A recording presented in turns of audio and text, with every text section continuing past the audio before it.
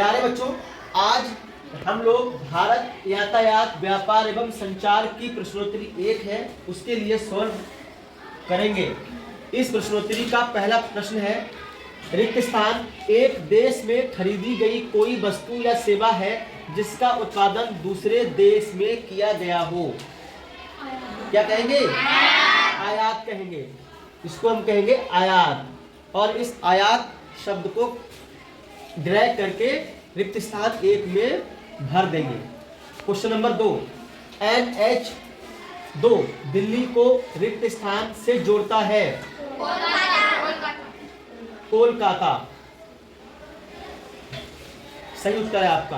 प्रश्न नंबर 3, भारत में रिक्त स्थान माल और यात्रियों के परिवहन का सबसे आम और महत्वपूर्ण साधन है। रेलवे।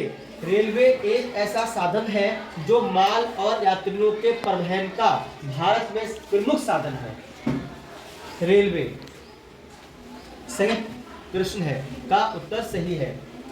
क्वेश्चन नंबर 4, मुंबई और चेन्नई भारत के प्रमुख बंदरगाह हैं। क्या है? दो बंदरगाह भारत के मुंबई और चेन्नई प्रमुख हैं। प्रश्न नंबर 5, दूसरे देश की यात्रा के लिए हम किसी रिक्त स्थान हवाई अड्डे पर उड़ान भर सकते हैं। अंतरराष्ट्रीय।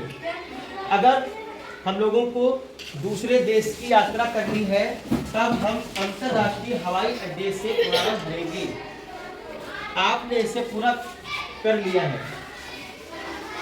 देखिए बच्चों, प्रश्नोत्तरी 2 भारत यातायात व्यापार एवं संचार की प्रश्नोत्तरी 2 है। इसमें भी 5 सवाल दिए गए हैं। अब हम और आप इन 5 सवालों के लिए सॉल्व करेंगे। पहला प्रश्न है, घरेलू व्यापार का मतलब दूसरे देशों में माल खरीदना और बेचना है। असत्य है। प्रश्न नंबर 2, हवाई जहाज परिवहन का सबसे तेज साधन है। सत्य है। हवाई जहाज ही परिवहन का सबसे तेज साधन है।